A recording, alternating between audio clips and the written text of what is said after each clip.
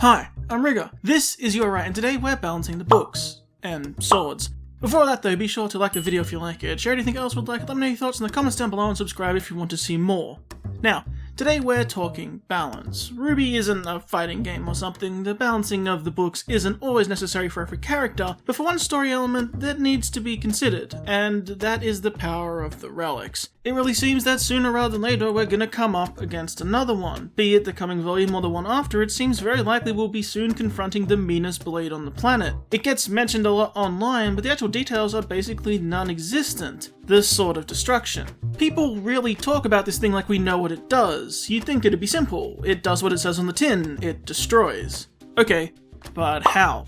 We know nothing. And this is where balancing comes in. Let's discuss it now, or at least get the conversation rolling, because as far as weapons to be used among the relics, this is likely the strongest, and will likely be incredibly important. Obviously every relic is incredibly powerful, and used the right way can change the whole tide of things to come. But this one is almost exclusively going to be used as a weapon. You would think it's what it does, it's in the name. It seems on level of pure power it matches up only to the staff, which makes a lot of sense. They are opposites of each other, and both make you incredibly powerful, you would imagine. But again, we're only assuming because we actually don't know what the sword does. But those other relics do tell us things about what we could look at, the most important of which being that, as you'd expect, all of these relics have rules and limitations and restrictions. They're not just absolute potential. The Relic of Knowledge has charges, 3 questions every 100 years, so you have a time limit, and you have a certain amount you can ask, and it has things like it can't know the future. Oh, and it has a password, which timeout is the stupidest idea ever, by the way, just a side thing. It sounds great in theory, a password, but the God of Light was apparently lying when he said his goal was for mankind to use the relics to rebuild themselves, because he had no way for anyone to know these things. I find it funny that his item, it seems, or one of the ones he definitely contributed, and probably one of the ones that's most useful to help learn things, has a password lock on it that is impossible to know. It's completely unknown how even Oz knows the password, as he was never blatantly told. So we are forced to assume that the God of Light gave him knowledge, just with his reincarnation it came with the knowledge of the password, because that's all it could be. But even then, it means it's only at Oz's discretion anyone can use the lamp. Otherwise, all of mankind would never be able to use it. There isn't even instructions or a clue to the password you can find. It's not a riddle for you to solve, which would make sense. You have to do something intelligent, something with knowledge, to unlock it. But as far as we know, there's nothing. It's just a glowy size changing lamp, which if you found it, you would have no way of using. Which, side note, by the way, means it's likely that until Volume 6, Oz was the only person to ever talk to Jinn in history, unless he took someone else to talk to her at some point. So that's a great idea with the password, buddy, just putting it out there. Anyway, then we have the Staff of Creation's limitations and rules. It can only make one thing at a time, and it can't directly destroy things, and you need a reference or something equivalent rather than a pure concept. But of course, no passwords or protections. Which, by the way, also this thing is broken. If you use this thing intelligently, you could be a god in a day. It's so broken, it's ridiculous, but I'm not going to go into all the ways you could exploit the uses of this stuff. But also, we go back to what we know. So far, both contain spirits, so something to talk to, which makes sense. You need something to ask the questions to and respond. You also need Ambrosius to discuss the ideas with and, have a personality. Something that can debate and question and clarify. Those are important for what those things do. So those are the 2 relics we have covered, and aside from a story about the crown of choice in the fairy tale, that likely isn't one-to-one because that's not how fairy tales tend to be, it just gives you a general idea, this is all we actually know about the relics. Nothing on the sword at all. This is all we have,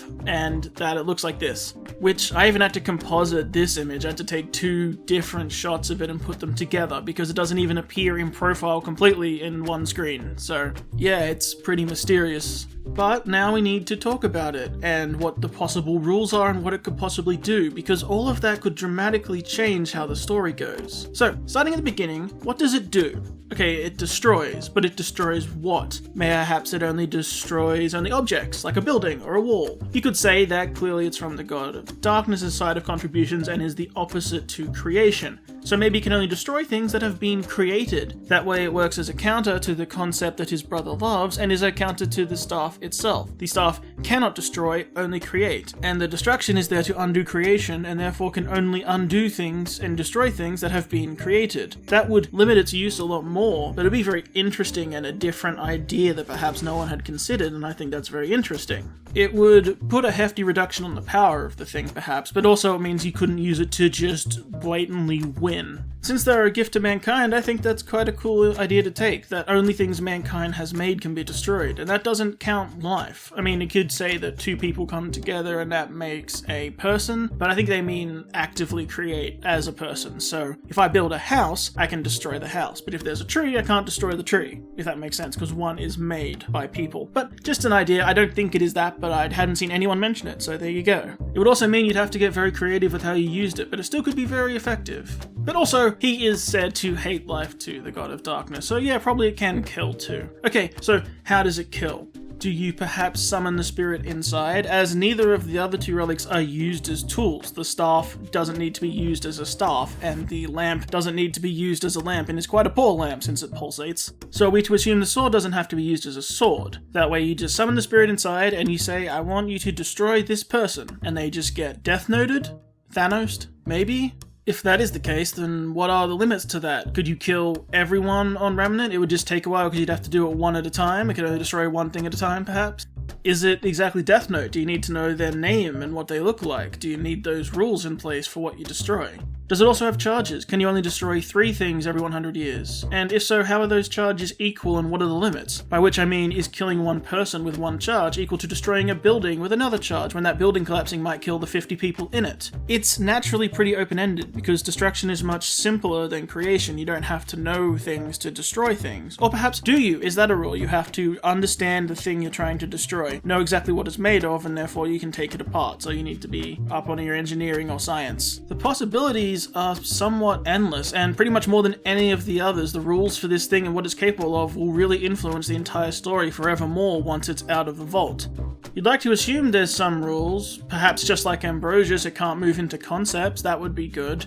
Like you can't say, destroy the love between these two people. You can't destroy a concept, that seems doubtful, or we'd hope. Or perhaps it can go into those two people's minds and souls and destroy the idea of love in there. We don't know. What is the limitation? It seems doubtful it can do concepts, but it's still only assumptions. And before we go further, if there is one thing I'm sure it can't do, it's destroy Salem. Because both of these things were created by gods, and I'm sure they wouldn't overlook that. They dictate the power of these things as they seem to be all-powerful, just as they dictated Salem's immortality. They're not giving her that easy of an out where they went, oh, we forgot about the thing that can destroy anything, because she can't be destroyed, so those things cancel each other out. But this does move us into the discussion of more limitations. Perhaps, and this would be unique, being a sword, perhaps it is for the first time one that actually requires you to get physical, at which I mean you have to make contact with the target.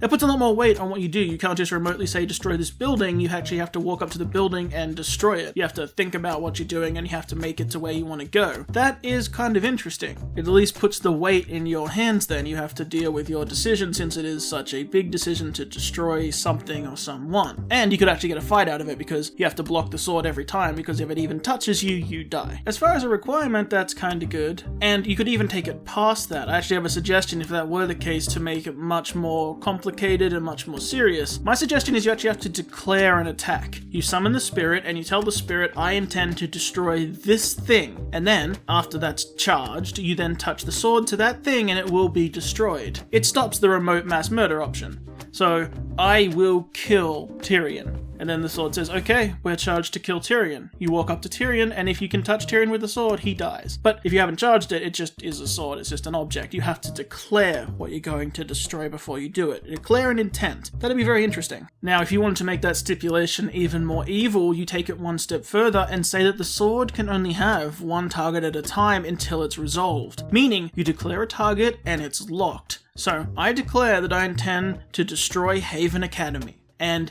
even if you lock the sword away for 20 years, 30 years, 40 years, 50 years, until it destroys Haven Academy, it cannot be used for anything else. But that can be lifted if Haven Academy is destroyed via other means, or the person who charged the sword is dead. And then it resolves itself back to 0, it has no declaration on the sword anymore, because the situation is resolved. That's super interesting, because it might have a charge that has to be resolved in it already when you pick it up, and you have to do that before you can use it. Then it could even get very complicated. Imagine if it was charged to destroy Salem by Oz. It may then be unusable for all time, depending how it interprets its own rules. If Oz's spirit hopping from person to person counts as him not technically dying, as Oz is the one who charged it, and if Salem's ability to recover means it can never register her as completely destroyed because she always comes back together, then it's a get out of jail free card. This is a useless relic, it is locked into a mission it can never complete by someone who can never be removed, and it's just a hunk of junk. But don't let it come together with the other relics, because we still have that issue. There you go, Rooster Teeth. If you need a way to get out of having them get an ultimate weapon, there you go. It's stuck and is useless. Because, you know, technicalities. But you don't need all that extra stuff. It could just have a mission they have to complete on it for someone they have to destroy, or a person they have to kill to get the condition off of it. That's something that could add a new plot thread if they have to resolve, but once they do, they have this ultimate weapon in their hand they can use to take down their enemies. Although even when that's resolved, you still have to bear the weight of what you're doing and actually complete the objective to complete the stipulation. But still, it's a very interesting idea, and one I hadn't seen mentioned before. But one thing remains, that no matter how the sword is used, if you have to hit something with it, or declare a target, or just talk to the spirit inside, or if there's Death Note rules, is what about a consequence, or more stipulations for it to be used to make it not so all-powerful, that it breaks everything? This is an interesting idea, and the one I've seen floated around in my own comments is the idea of a big negative towards using it. Corruption. Perhaps it corrupts you, makes you darker, it gives you grim or something.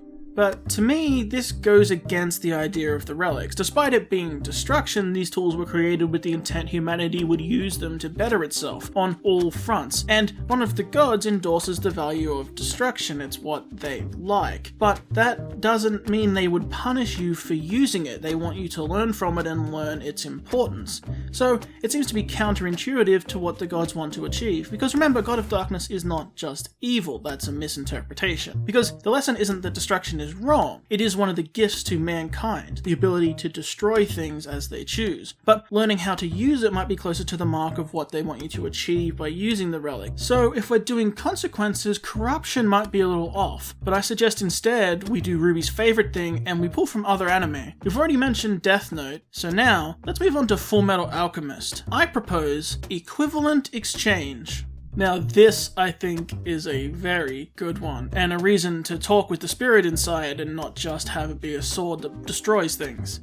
It can be remote, no touching, you just declare what you want to destroy or who you want to destroy, and the sword can do it. You summon the spirit and you say, "I wish to kill my enemy," and the spirit says, "Perfect, I'd love to, that sounds great." And all it'll cost you is one of your friends. To destroy is to be fair. It can happen to anyone, and to hold life in your hands is to be as a god. So you must bear the weight of your choice. One enemy costs you one friend. Is it worth it? See, now you have a story. Now you have drama, and now you have a cost. Personally, I love this. It took 10 minutes to get here, but I love this. Who is willing to do this? And it'd be even more hardcore if you can't offer yourself. It's not, "I'll sacrifice myself and kill them." You have to give up a friend. The person asking the sword cannot self-sacrifice. They must experience the loss and bear the weight of that decision, taking away the life of someone they care for in exchange for the life of someone they hate. Then, being good guys, we have so much drama. Say Jean is willing to give up his life to kill Cinder. That is the best for all. But that means someone else has to summon the spirit and ask it. And who would do that? Would RWBY ever be okay asking that? RWBY grabs the sword, summons the spirit, kill Cinder and Jean. No, she could never do that. And probably no one else who loves Jean could do it either. And you can't get a random person to do it because that person doesn't value Jean. They don't care for him in the same way, therefore it's not equivalent and it's not good enough. That's where the spirit comes in. If Jin knows everything, literally everything that has ever happened at all times, and Ambrosius can make anything that is possible, then this spirit can surely know how you value people, and what is equivalent and fair. And since it's the sword of destruction, and Ambrosius can only create, you'd think it can only destroy. So there'll always be a cost for anything you want. Then, if you want to destroy the villain's lair, okay, we will destroy the castle. We know exactly what— you don't even have to know where she is, just destroy Salem's lair. It'll cost you your school. Right now, with everyone inside, both will be destroyed on the spot.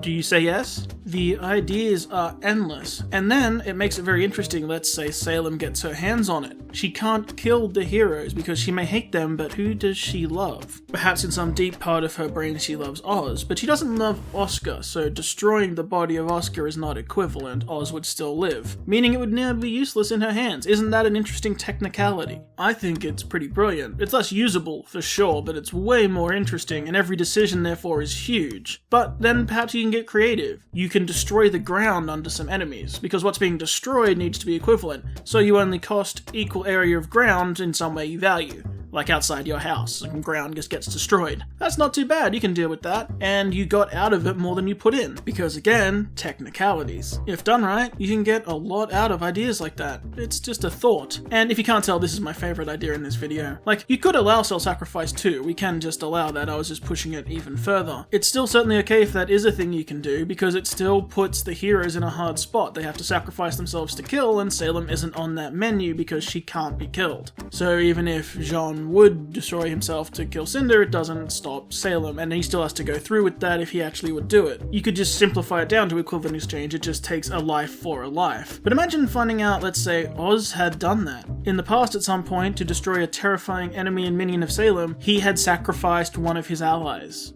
Perhaps without even them knowing, he just made the judgment call at the time, and the team finds that out. Wouldn't that throw a wrench into things? There's also this idea of irony if it only is applied to the wielder, if only the wielder can give up their life, perhaps, if you flip it that way. You can't give up someone else. You can only pay with your own life, meaning Salem could hold it and still never use it, because since she can't directly die, she can't pay the toll for what she wants it to do. Perhaps that's where loyal servants come in, like Tyrion would absolutely be useful. Give it to Tyrion and say, kill this person and it'll kill you. Yes, my queen, gladly, and he does it. That's fine. But that only kills one person, and then who is left for Salem to use to do it again? Perhaps she threatens someone else, like, I will make your life hell, I will torture you for eternity, or you can take this quick death? Perhaps. Might work on one or two, but do you think Cinder would take that? When Salem turns around and says this maiden thing isn't working out, or I can find someone else, or you've run out your usefulness, or you've let me down too much, here, kill RWBY by just talking to this sword. It's what you want to do, right?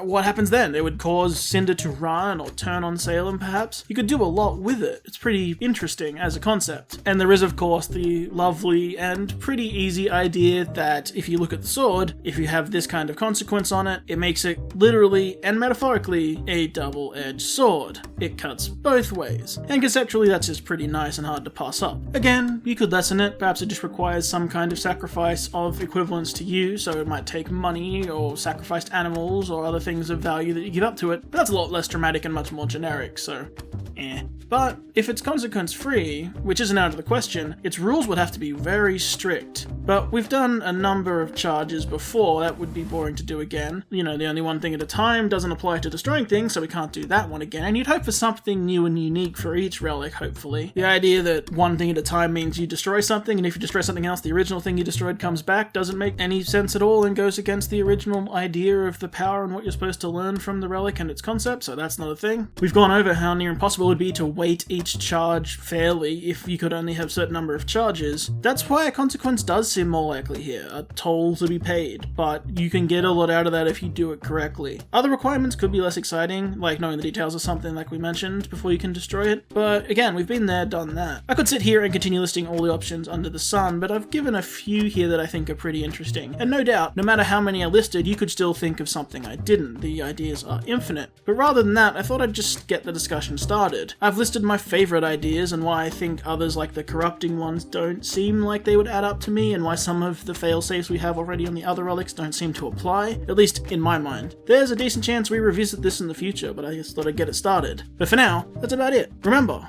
science teaches us that matter cannot actually be destroyed, only changed. However, having a god weapon magically atomize it is probably a good place to start. Until next time, my name is Rigger, hope you have a wonderful day, and I hope I did alright.